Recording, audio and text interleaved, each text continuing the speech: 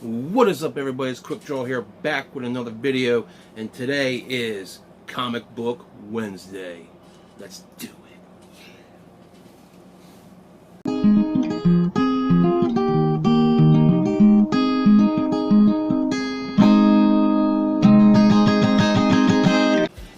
Today is Comic Book Wednesday. We're going to go back in time to Back to the Future. Poof.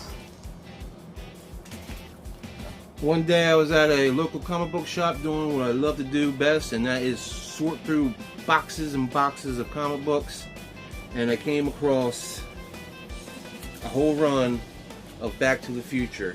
There's only 3 of them, and these were considered non-canon to I guess the movies, and I think there was an animated TV show too. But these are non-canon to I think there's other comic books out that are canon.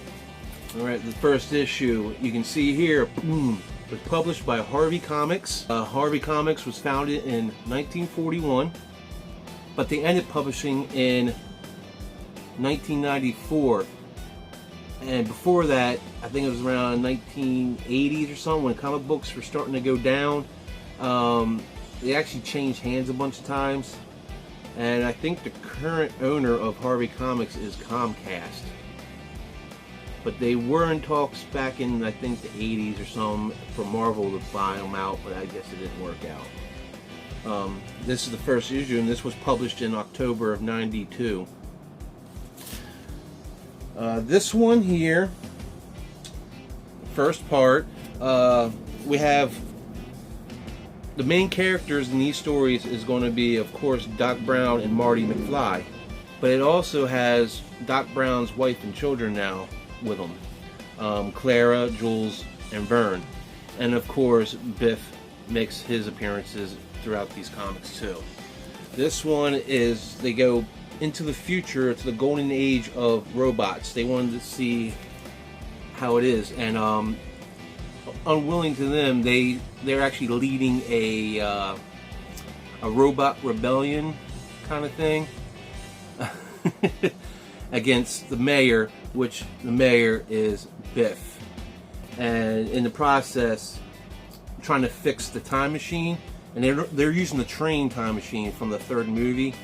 Doc Brown got shocked and lost his memory, so I think his son Vern tried to fix the flux capacitor, and then ended up taking him too far into the future. I'm not sure if it was into the future or back in time, but they end up going into like a medieval times. Doc Brown still has no memory, and you can see here, this is Biff. He is now, they're calling him Tannen the Barbarian, and in this one the family had to go up this long tower here, and he's got this big old snake. There's some kind of jewel that had plutonium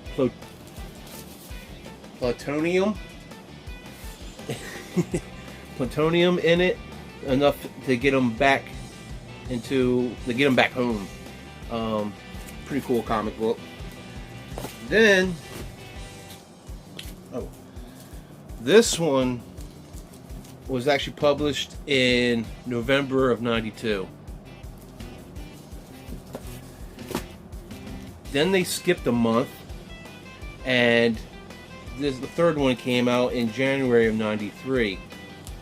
This one, they finally made it back home, but Jules, the youngest son, kicked over some kind of machine, and it messed up the fabric of time.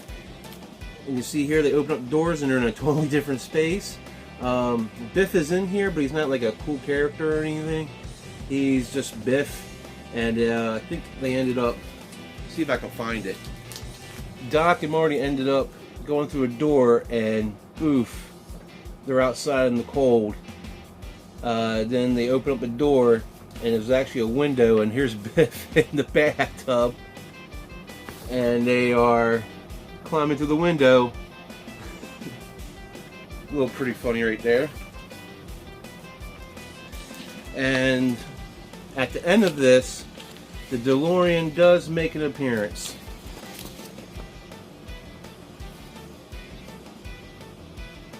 So that's cool too. There is the train time machine right there, busting through all kinds of stuff. Coming back home.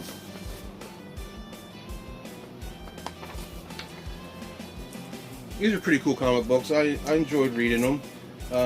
If I ever see any more Back to the Future comic books, I'll definitely pick them up. I liked Back to the Future when I was a kid. I got the Doc Brown and Marty and the DeLorean up there. I keep them out of box. I just noticed when I was starting to edit this video that it cut off, so I couldn't get the ending, but here's the ending now, I guess. So if you enjoyed this video, hit that like, subscribe button, do all those awesome stuff, check out the description or affiliate links and all that good stuff. And yeah, until next time, I'll see you later.